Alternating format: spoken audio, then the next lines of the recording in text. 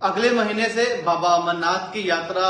शुरू हो रही है, यानी कि जुलाई के पहले सप्ताह से ही बाबा अमरनाथ की यात्रा शुरू हो जाएगी। लेकिन इस बार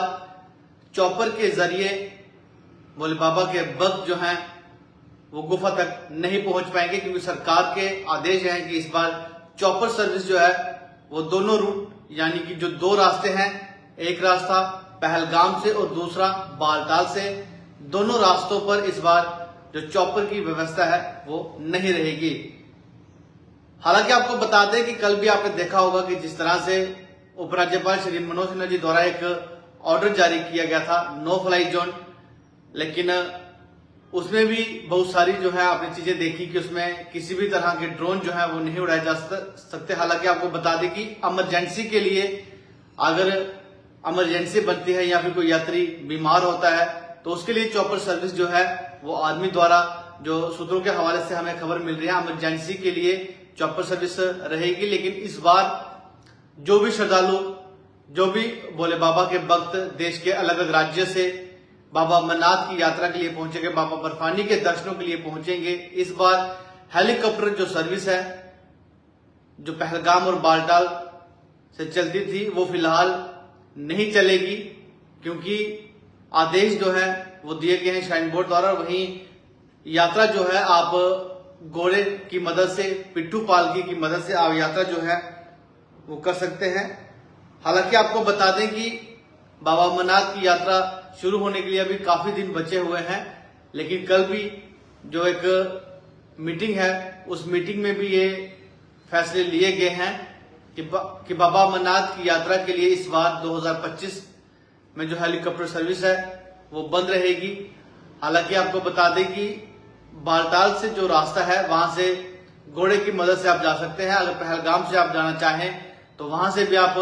घोड़े की मदद से जा सकते हैं। लेकिन कहीं ना कहीं जो फैसला एक सरकार ने लिया है वो एक हो सकता है कि सिक्योरिटी के लिहाजे से भी एक बड़ा फैसला हो सकता है, या फिर कुछ और अन्य कारण रहे होंगे। लेकिन कहीं ना कहीं एक